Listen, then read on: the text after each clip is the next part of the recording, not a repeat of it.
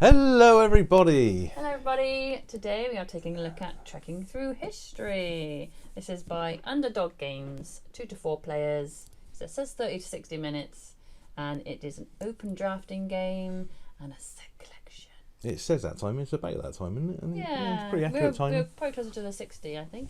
Well, we were learning it probably We the were first couple learning of it, times, so actually, yeah. We'd be quicker if we played it again, Yeah. So, How does it play? it plays like so. It's a nice little game actually. It comes with a sort of nice neoprene mat that you roll out, and that's basically got your drafting market area and the place where the cards go, and then a score track on it, and Is then that a our little. first cloth board game? Yeah, I think Maybe. it probably is. It's like a bar man. It is like a bar mat, yes. Bonus. I'm not going to be using it as a bar mat. Can you imagine? So basically the idea is that thematically that you're literally time traveling, trekking through history, visiting different events, really? events and Yeah. characters through time, and Yeah. it starts way back, sort of 37,000 BC, right the way up to current dates. I don't know what the latest, 1980s, 1990s, yeah. And you're visiting these events with a view to getting various tokens depending on who you visit and what you visit. And you do that there's this kind of open market drafting area where you've got a big stack of cards, and they come in 3 different days. So rounds. day 1, 2, 3, yeah. And you put day 1 out, shuffle it up, put it out, and then lay out the 5 market cards, and obviously the top card on the deck is available too. And you select those in an open drafting, taking it in turns, styly, trying to build a trek through history, which starts with the earliest dates and then running down to the latest dates, and you just stack them up in a kind of suit. In a sense. And the longer the suit, the more it's scored. The longer the trek, the more cards in it, the more you will score at the end of the game. So the longer treks score higher points. You have to have a trek of at least 2 to get 0 points. And they So have to 3, go- at least 3 to get 2 points. You have to go forward in time. You can't be trekking backwards now. That's right. Oh yeah, none of that going on. No. So there's a big sort of clock face which you've got a little stopwatch on. That's your kind of turn marker, and the game works turn-wise, very similar to if you've ever played Thebes, that kind of thing. So whereby the player at the back goes as many times as they can until they're in the front, and then the next player in the back goes until they're in front. So that goes basically around this clock. You move your little stopwatch, the number of hours that each card that you take would take to visit that event. It only takes 3 hours to get to 37,000 BC, apparently. Yeah, exactly. Or however many it is. 5 hours max. Quick trip. So so the cards each have a little icon in the corner that says how much time it costs, and then you spend that time on the clock with your little stopwatch, move that forward, claim that card into your trek, and then you replenish the market, and the other person takes their turn. Now when you take your card, it's got little icons on it that are relative to the event that you're visiting, and also relative to the position on the player mat, the neoprene mat, because each card has an icon under it which is going to get you a certain token.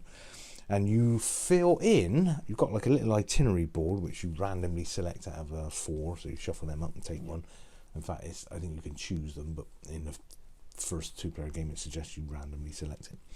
And each of those itineraries has like a target of number of icons that you need to try and achieve, and when you achieve those icons on your itinerary board, you get bonus points as well. So if you go down in a stack, or you connect some across in a row, or if you literally just cover a certain icon, you get bonus points on the score track live as you do it. So you're trying to achieve those itinerary points, but also you're trying to achieve these long treks in time. And so depending on what's available to you on the player board, on the drafting board at the time, you kind of have a look and you think, well, I could do with those icons from my itinerary to cover those up and score some points, but also I need to stay in front of the last date that I chose. So for instance, if you chose 1950, you'd have to go 1951 or higher down your trek. And obviously, so you've got like before, so BCE, I think before Common Era, so BC, before Christ, higher numbers earlier, so Up 5,000 to 0. BC is higher, is earlier than 300 BC. So you kind of score at that, and then when you get to BC, you go up in the pluses, obviously 1900, 1800, 1900, and so on. And so you're trying to achieve A, covering your tokens on your itinerary, and B, get your longest trek by literally just taking the card and you take the icons, the little tokens relative to the icons on the card and below the card. Yeah, they're good little tokens, aren't they? And then as soon as you've done your go and put those out, they are very good, very nicely produced. Then you replenish the market, and it's the other person's turn. What if all the ones you want to draft, they're all behind your date? I'll get to that. I'm asking you a question. No. I will get to that and say I literally just want to say I just said it's your go, but it's not your go necessarily. It's the person at the back on the timer. So just to clarify that, you could have 2 or 3 goes in a row if you do small time selections. Yeah, if you can't choose anything from the market that's higher than your date, you can choose. They've got things called ancestor cards where you can pay 3 hours to take that, and it's like a wild time. You're visiting ancestors, basically is what it's saying. Generic trekking. So you stick that in your trek, it still counts towards your total of cards, but it just doesn't have a time date on it, if you like. So when it comes to your turn next go, the date above that still is relevant. So if you had 1950 and there was nothing higher than that, you could take an ancestor card, pop that down, and then next go you would still be trying to get later than 1950. If you can't do that and you still have to go, basically you have to collapse that trek, turn it over, and that's going to score at the end of the game if it's got more than 3 or 3 or more. And then you have to start another trek. So you basically take another card, and obviously the earlier one the better, to start your next trek, because then next go you'll start that trek or continue that trek. And the treks continue throughout the days. So when you use up day 1, day 2, day 3 stacks, you can continue your trek. You'd have to sort of close them off per day. So you keep going through that until you basically both in our case, or all players, all 4, all the little stopwatches gone, the full 24 hours, 12 hours, big one. The trekking day only lasts 12 hours. Yeah, much as you want. It's not 24-hour clock. So you move around, so you get back to 12. If you get, I suppose you've got 12 hours. Well, yeah, that's true. Yeah. If you get back to the 12 o'clock spot directly, exactly onto the 12, you get an extra 3 bonus points on your score track. For punctuality. Yeah, exactly. That's exactly what it is. Punctuality bonus. Yeah. Thank you. Better memory than me. But if you sort of say, for instance, you're 2 away from 12 and you spend 3 or 5 to get there, you don't get. You still have to stop at 12, but you don't get your 3 points punctuality bonus. So it's quite a nice little sort of incentive to arrive on the dot, if you like. And then when both players have gone round to the full 12 o'clock slot, you wipe out that day's cards, and you also clear your itinerary, so you don't kind of continue your itinerary, you only continue your treks. And you choose another itinerary card, place that down, replenish the market with a new set of day 2 cards, and you go again. And of course, the player that goes next is the player that was at the back when they finished the first day. And at the back means literally behind on the clock or on top. So on top is behind. I guess that makes it easier than trying to sort of shuffle a stack of watches. If I'm behind at the bottom, all that stuff. So behind is on top. So whoever's on the top at the next day starts their next section. So as I say, you can kind of do 2 or 3 goes in a row if you're spending small hours to get things. Now there is a slight. I was going to ask you about this. You're going to say the same thing. Let's see if we're thinking alike. Yeah, of course we are. There is a slight extra manipulation of the time called. Hour crystal power. Time crystals, thank you. I was thinking hour crystals, don't know why. Time, because they cost an hour. Time crystals. So you've got a little tank of crystals. You start with 1, and they will allow you to spend a crystal into the bank, basically, to reduce your hour cost for taking a card. So say, for instance, the card is 3. You want to take that card, and that would be 3 on the clock. You spend an hour crystal, and it's only 2 on the clock. So it reduces the amount of time you spend in the day getting to that location. And one of the places on the mat is a time crystal place. So if you take a card from there, you get a time crystal. So each of the mat spaces has. Each, is it? Yeah, I think so. So there's a person, an event, innovation, progress, and then a time crystal. So depending on the, like, for example, if it says go and write a play with Shakespeare, that would be a person experience because you're going to see a certain person. Yeah. So that's actually on the card, obviously. So on the card, sometimes there's 1, 2, or 3 different things depending on what the event is and how it's, if it's just a person, it will just be a person token. But if it's if it's a person doing something spectacular in a certain time, so like Neil Armstrong landed on the moon, for instance, I guess that might be a big event moon-wise. Yeah. So you'll get various tokens, but like I say, there's one on the actual mat as well. You could take the one off the top of the deck, but there isn't an icon under that, so you just get what's on the card. So you're kind of throwing away the chance to get extra icons, I guess. But it depends what you want. If you really want that card, time-wise, and it depends what tokens you want, and also what depends the timeline for your trek. Exactly. You don't end a trek too quickly. No. But you need to get the points on your itinerary. It's a nice little mechanic actually, in as much as you don't really know the best sometimes what to do for you, because you want to fill the itinerary for the bonus points, but you also want to keep your trek going. Stressful though. It's quite it's really nice. Yeah, it's a lovely it's a lovely kind of balance and pastoral feel to it. That's what I say. Yeah. So you can fill up these time crystals and use as many as you like as you get them for various tokens and things. When you get certain cards or in that certain space that's got the crystals, so you could have sort of 4 or 5 time crystals, and then if you picked up a 5-time card, you could spend 4 of those crystals to make it just 1 hour. Yeah. For instance. You can't spend 5 and make it 0. No, you've got to pay at least 1 hour to do anything. And that's pretty much how the game plays. You just basically take a card, pay the cost, and select the icon, the tokens. Quite simple, really. Really simple. Really, I mean, there's literally 2 or 3 rules, and the way that you use the cards. Yeah, I mean, I probably overcomplicated it the way I've explained it. Yeah, you're just really collecting sets, really, aren't you? Yeah. And the better sets you got to work out for points wise, and also your bonus points on your itinerary and your treks, and then basically you do that for 3 days, day 1, 2, and 3. Not for 3 days, like that'd be a long game. 60 minutes, apparently. 60 minutes. And 3 rounds. Yeah. So the points that you cover on your itinerary, you cover live as you go on the track, and then at the end you score your treks and any. Did you say that the 3 rounds are like the first day is the older cards, isn't it? And they generally, they are actually. Yeah, they include like the BC dates, and they go up to like the 1900s, and then you go into the 50s, 60s. Yeah, that's true. Actually, yeah. There's a couple of still BCs in each one, but so you can start quite nice and early if you need to start. But really simple, really nice. I mean, so that's the way that the game plays. I mean, let's chat a little bit about the sort of the feel of it and stuff like that. I mean, some of the things I like about this game particularly are. One. Well, I mean, each player gets a player aid, which is really easy. So it tells you what to do every go. I didn't look at it. No, exactly. I think once I looked at it at the very first go, and then it's obvious what you're doing. Really.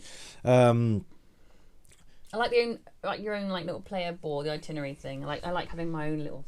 Yeah, your nice little. To look I mean, you can. It's not necessarily a solo game that you're playing here. You can easily look at what the other player is trying to get and be quite malicious and take their card. Yes. You can do that. There is that going on. Yes. But in fact, I mean, you will kind of be shooting yourself in the foot if you do that, because you really want to be targeting your own best bet, really, rather than thinking about what you're trying to block. I can't do things. I can't online, but you're good at that. Well, I don't think it's worth it. I think you really want to just maximise your points basically, and not worry about the other person, what they're doing. It's because it's quite hard to maximize your points anyway with what's available. You have to get the tokens you need for your itinerary, and you have to get the dates that are higher than what you're already got. If you pick a card that I want, like, I want that one. Exactly. I think it's more unlucky than it is malicious. but you can. It is there to be done. So you're not necessarily playing. You're not necessarily playing solo. You're just trying to get the best score you can. So it's sort of solo, but you can also. I didn't feel like it was a solo game. No, not at all. No, well, because you're sharing that market and you're sort of looking at the same things. And you're talking about the. So I like the fact you've got your player aid. The other little player aid they've got is that they've literally got a list of the 3 days and all the dates that are in date order. So for instance, it says day 1 starts at 37,000 BC and goes all the way to 1930 or whatever, and then it says day 2 starts at this and goes to this. So actually, at one point I was looking at day 1. Where I was up to 1960, and I think it only went to 1965 was the only other card hire, and we had like a couple of hours left on the spend, and there were a big stack of cards, and I thought, I'm not going to get that date, so I may as well close this trek now and start a new one. It was really quite helpful to have those dates showing you what cards were coming up. So that was nice. We just had that lent against the wall. So that's useful. The build quality, the sort of production value is lovely. The tokens are really nice. It's got the way that it all packs down into the box at the end. You didn't see that because I was packing it down. The way it all packs down into the insert, it's just fab. Everything goes in its place. It all sits there nicely, and it's quite well held in there. Nothing's all flopping around. So the production value, fantastic. Really nice quality box. The board, the neoprene mat, everything about it is really nice, isn't it? For me, I love a good theme and a good story, and so I was well happy with these cards, because these cards, the initial front of the card gives you the date and a one-liner, like write a play with Shakespeare. Yeah. But if you flip it over, it gives you a paragraph of, you stumble into the oldie tavern and you find Shakespeare is blah blah blah, and it gives you a little spiel about what you did with. Stumble out of the old tavern, I'd say. Yeah, that's true. Gives you a little paragraph of what you did and some information about the time and the place and what you witnessed. Yeah. And I was more interested in reading the cards. To be fair, yeah. Is it your go? I'm like, oh, hang on, I'm just reading about. Yeah, I mean, you kind of have to do that. Whilst the other person's having their go and thinking about what they're doing, you can read the history about what you're doing, so you can actually learn some stuff. Yeah. Really interesting. But I mean, the front of the cards, where it's just literally got the one-liner and the date and the imagery, the artwork is lovely. Really nice. It's really really nice. All the variety of events as well. Yeah, isn't it? There's all over the globe, all different ages. Yeah, it's a really nice. I was using the first weapon to kill buffalo with the ancient civilization. No, you weren't using it. You were visiting them using it. Yes, obviously. I was witnessing. Yeah, exactly. You weren't actually doing it yourself. Yeah, it was. I was like, give me that spear.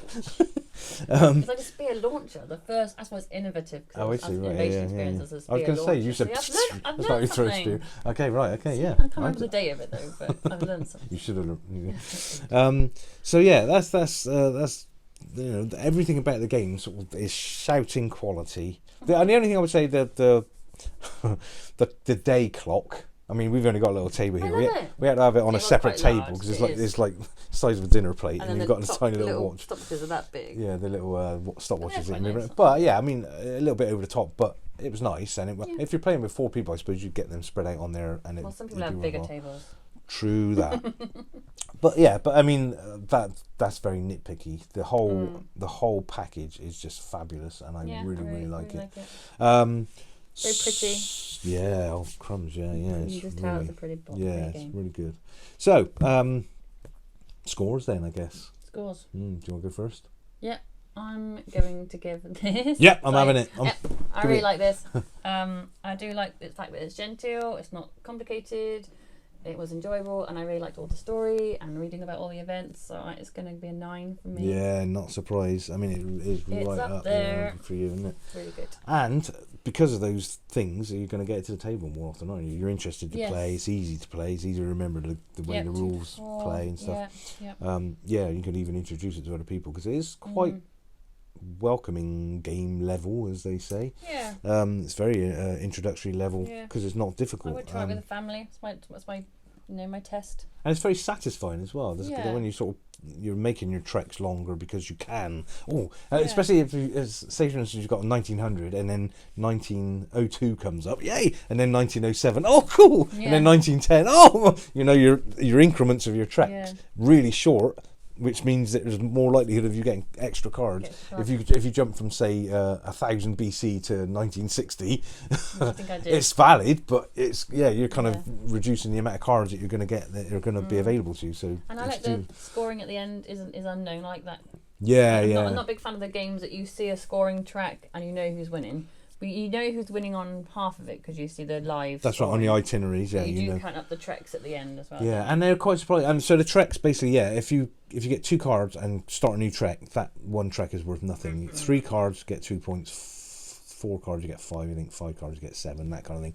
Up to 10 cards. 10 cards get you 18 points. I think it's like 30. Oh yeah, 30 points, and then extra cards on top of that. So 11, 12, 13. Every card gives you an extra 3 points. I think we were like 8 to 10. Weren't we, mostly we were getting. We might 15, so. get better, I suppose. When play it more. But really everything about it great. So I will come in at. I was almost tempted to go for 9.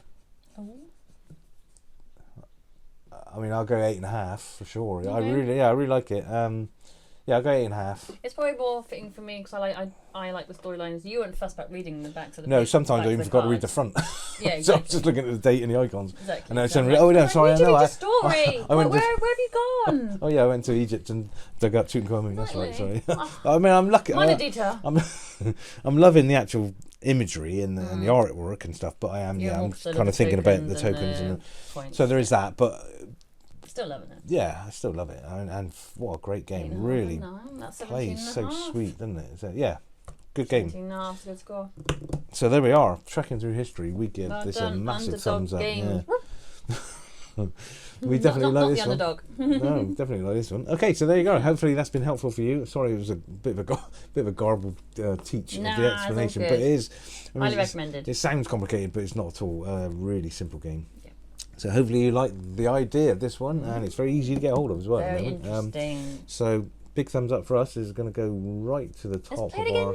Yeah, I'm happy with that. Right to go to the top of our top 10s. I reckon this one. Yeah, we've got a top 10 coming up. This May feature. Yes, it may. 17.5 out of 20. Yeah, exactly. Should do, shouldn't it? I reckon. If it's not number 1.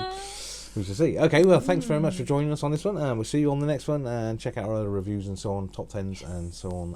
And let us know. Do you enjoy it as well if you played it? Comment below.